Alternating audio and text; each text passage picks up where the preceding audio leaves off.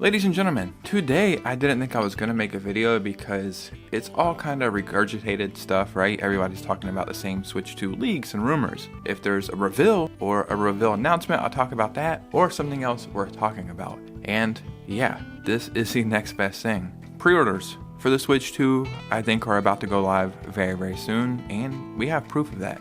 So let's just go ahead and get into this video.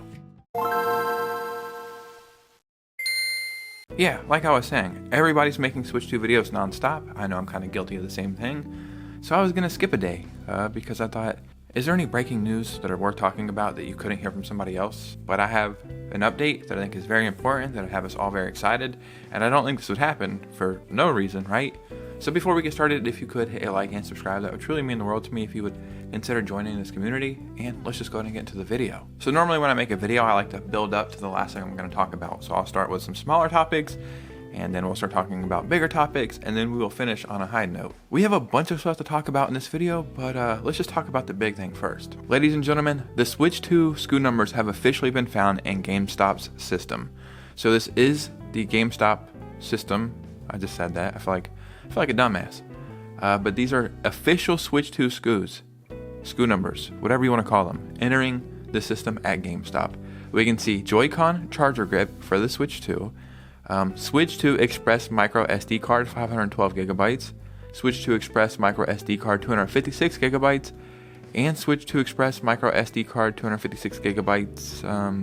I have no idea actually. These seem to be pretty much the same. Yeah, I think this is happening very soon. You know, we say every week it's going to be this week, right?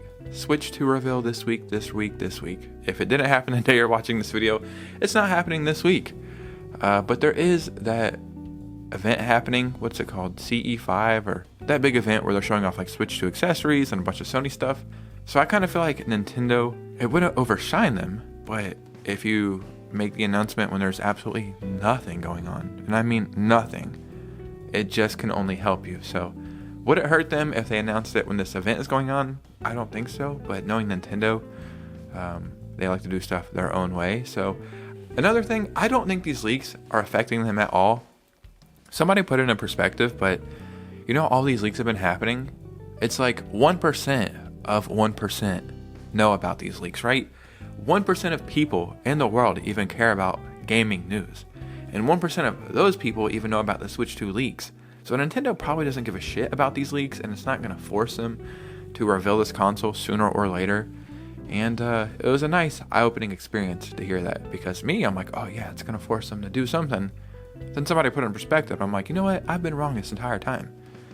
Nintendo doesn't care about these leaks. It's not going to force their hand. So whatever date they picked for January, if it isn't January, which I think it is, that date is set in stone. So I think pre-orders are going to happen very soon. I can see the reveal happening and pre-orders happening within 48 hours of that, and then I think the release is 60 days after the reveal. So pretty crazy stuff. Now, ladies and gentlemen, that big event that was happening where we've seen these Switch 2 accessories, the person who had those Switch 2 Joy-Cons out there confirmed some stuff. Genki reaffirms mouse functionality speculation in Switch 2 Joy-Cons. Blah blah blah also tells The Verge that housed within the mounting channel of the Joy-Con is an optical sensor, and by using another attachment, the new Joy-Cons may offer mouse-like functionality. It sounds a bit like what Lenovo does with its Legion Go handheld, and I showed that off in yesterday's video. Very weird stuff. It almost looks like that thing that you would like fly a Star Wars spaceship with. I hope Nintendo's is a little bit, I don't know if the word is discreet, but a little bit more Nintendo-y, right? I don't want this next generation to feel like a straight up PC handheld. Like, the quality would be cool and the gimmicks or whatever, the features would be cool, but I like Nintendo because, as corny as it sounds, it really feels like you're still playing with a toy. You know what I mean? Or it reminds you of your childhood. Sometimes when I'm playing my PS5 and I see some crazy ass graphics, and then the controller is doing all these weird effects, it's like, man, this is crazy. I don't even feel like I'm playing a game. But with Nintendo consoles, you really feel like you're still in your childhood, just playing a fun video game. So I hope Nintendo doesn't shy away from that, and I don't think they will. That is their identity, right? To make a cool thing that the masses can enjoy, and that just has fun games on it. So this mouse functionality, as weird as it sounds, is it promising? I think it is, but at the same time, I hope it's not one of the main selling points for the Switch 2. And Genki gave us another huge update. They told IGN that the Switch 2 can physically fit in the original Switch's dock, but it has indentations to prevent it from being used with the original dock. Also, rumors among the accessory manufacturers point to the C button being used for a camera. C? We're always wondering, what the hell is that? C button. Well, C for camera. But it's weird because the button on the left is for screenshots and screen recording. So I really wonder what camera features we're going to have, right? Additionally, while current Joy-Cons won't physically attach to the sides of the new Switch, the Genki spokesperson said the company is assuming they will still work as wireless controllers, which is really cool, stating that other accessory manufacturers are banking on that capability. So Switch Joy-Cons won't work on the Switch 2, right? But you can use them as wireless controllers. So you'll have your Switch 2 Joy-Cons, and then you can take your Switch Joy-Cons and wirelessly connect it and play 4-player Mario Kart or Mario Party or Nintendo Switch Sports or something like that. So that's something I was very curious about, like how would this work? And if it does work, would Nintendo, what's the word I'm looking for? Would they encourage it, right? I was having a bunch of nostalgia for the OG red and blue Joy-Con, so I just went and got them.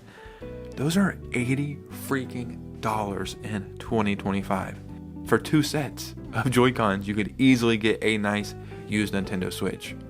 And that's a crazy thing to say. So how expensive are these Switch 2 Joy-Cons going to be? And when the Switch 2 Joy-Cons come out with the Switch 2, will they discount the price of the Switch Joy-Cons? And will we see a discount in the actual Switch?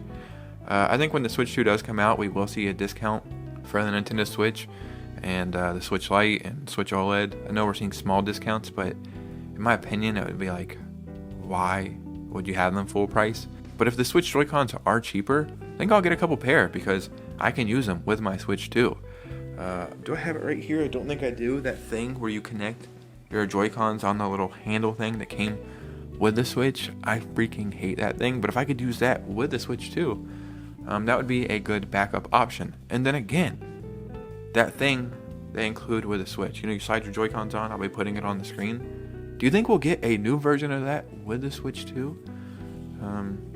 I'm curious because that was a cool concept, but it was just felt not good, right? I actually had some Pokemon news to talk about as well, but it's not really that worth talking about. It's not that much information.